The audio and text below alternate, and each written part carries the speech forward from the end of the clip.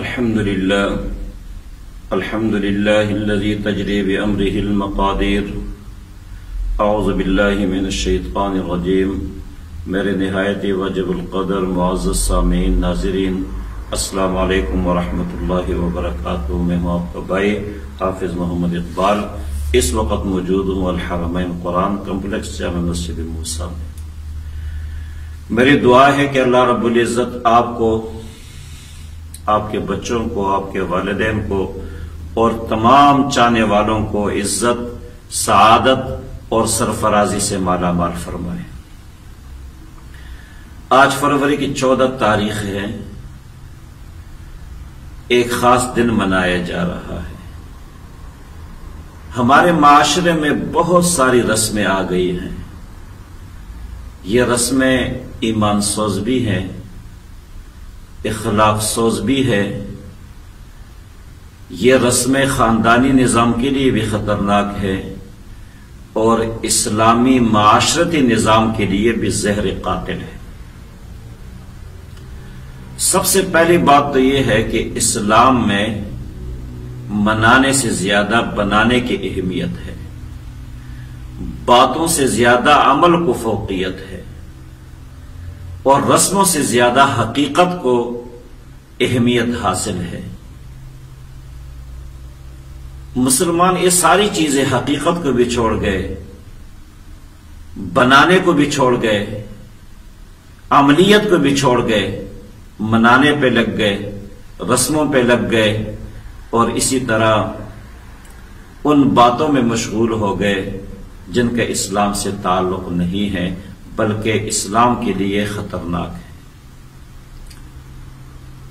حضور آقا صلی اللہ علیہ وسلم ہمارے نبی اور پیغمبر ہے. اللہ نے ہمیں وہ نبی عطا فرمایا کہ جن کی عملیت کو دیکھ کر لوگ مسلمان ہوتے تھے. ایک مذہب کے پیشوا مسلمان ہوئے، لوگوں نے اس کو پکڑ لیا. کیوں مسلمان ہوئے؟ اس نے کہا مجبور تھا. پوچھا کیا مجبوری تھی؟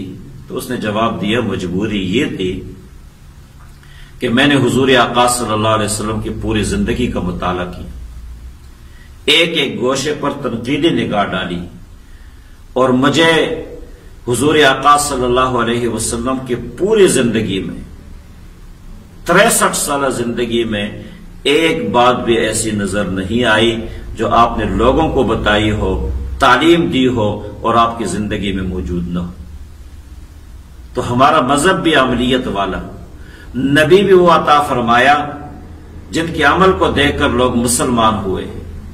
اور افسوس یہ ہے کہ آج ہمارے مسلمانوں نے رسموں کو اپنا دیا. ہمارے مسلمانوں نے دن منانے شروع کر دیے، بنانا چھوڑ دیا.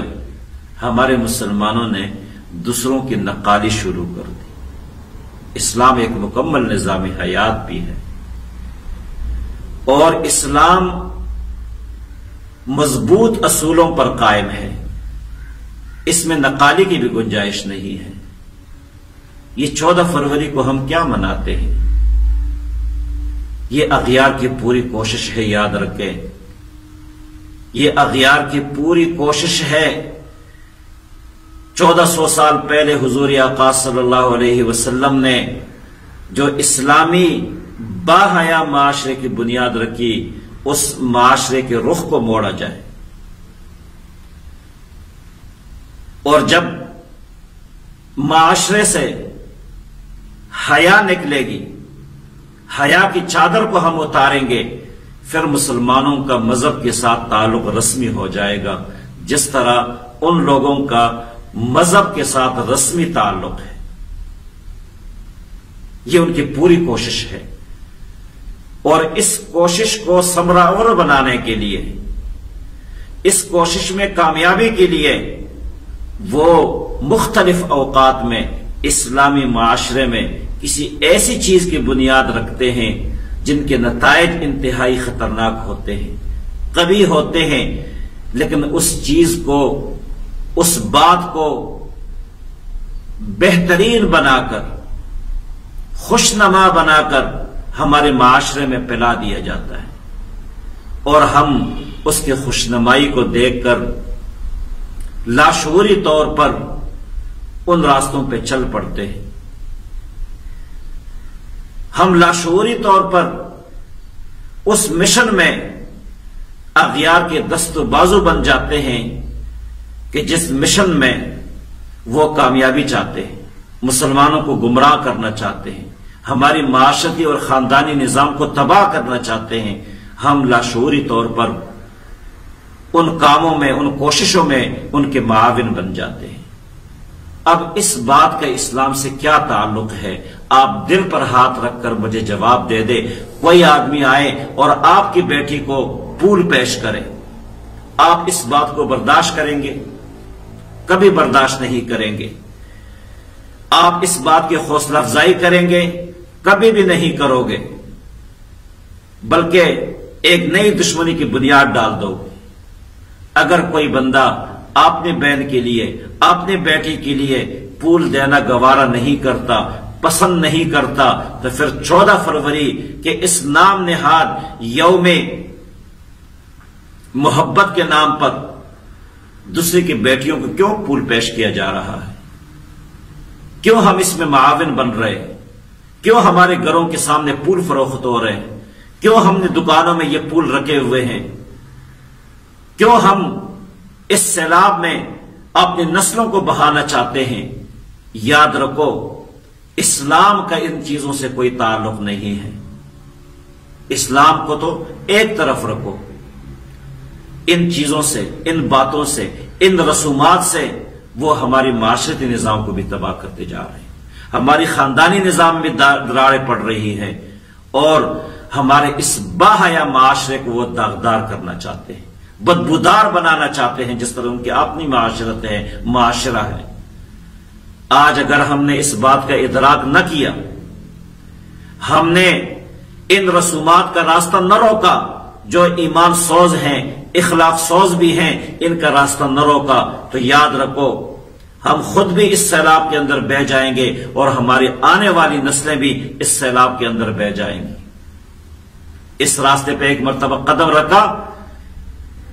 رکھا پھر اس جگہ پہنچ جاتا ہے انسان کہ جہاں سے نہ آگے جانے کا راستہ ہوتا ہے اور نہ پیچھے مڑنے کا راستہ ہوتا ہے. اس سے پہلے کہ وہ مقام آ جائے، وہ جگہ آ جائے کہ جہاں سے واپس مڑنا مشکل ہو، آگے جانے کا راستہ نہ ہو، ہم اس چیز کا ادراک کر لیں، ان برائیوں کا ادراک کر لیں، ان رسومات کے اندر جو قباحتیں ہیں اس کا ادراک کر لیں. اور جہاں تک اسلام کا تعلق ہے، اسلام نے تو حیا کو ایمان قرار دیا ہے.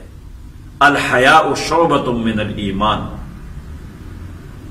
اور یہ کیسے ممکن ہے کہ اسلام کے پیروکار ہو، اس نبی کے پیروکار ہو جس نے 1400 سال پہلے یہ تعلیم دی تھی، ایک دشمن کی بیٹی کے سر پر دوپٹہ ڈالا اور یہ تعلیم دی، بیٹی چاہے اپنی ہو چاہے غیر کی ہو، بیٹی بیٹی ہوتی ہے، اس کا احترام اور اس کی عزت ہمارے لیے عزیز ہے. 1400 سال پہلے حضور آقا صلی اللہ علیہ وسلم نے یہ تعلیم دی تھی. آج اس آقا کے پیروکار، اس آقا کے امتی اس طرف چل پڑے ہیں، اپنے معاشرے کو، باحیا معاشرے کو داغدار کرنا چاہتے ہیں، بیٹیوں کے سر سے حیا کا دوپٹہ ہٹانا چاہتے ہیں. اور جب یہ دوپٹہ سر سے اٹھ جاتا ہے، معاشرے سے اٹھ جاتا ہے، زندگیوں سے حیا نکل جاتی ہے، تو پھر کیا ہوتا ہے؟ اذا فاتک الحیا ففعل ما شئت. جب حیا نکل جائے زندگیوں سے، معاشرے سے، تو پھر کیا ہوتا ہے؟ انسان حیوان بن جاتا ہے.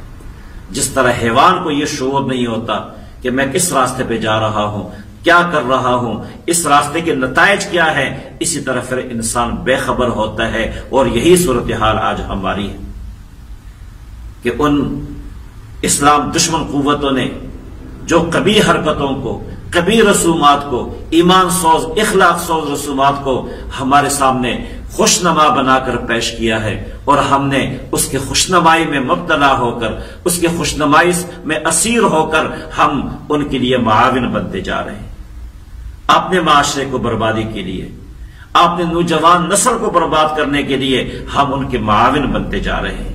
تو آج میں یہ عرض کرنا چاہتا ہوں کہ اگر ہم نے آج ان کا راستہ نہ روکا، ان کے لیے رکاوٹ نہ بنے، ایسے رسموں کی ہم نے حسن شکنیں نہ کی، تو یہ ہمارے لیے بھی زہر قاتل ہے، ہماری نسلوں کے لیے بھی زہر قاتل ہے، اسلام کے لیے بھی زہر قاتل ہے، اور ایمان سوز بھی ہے۔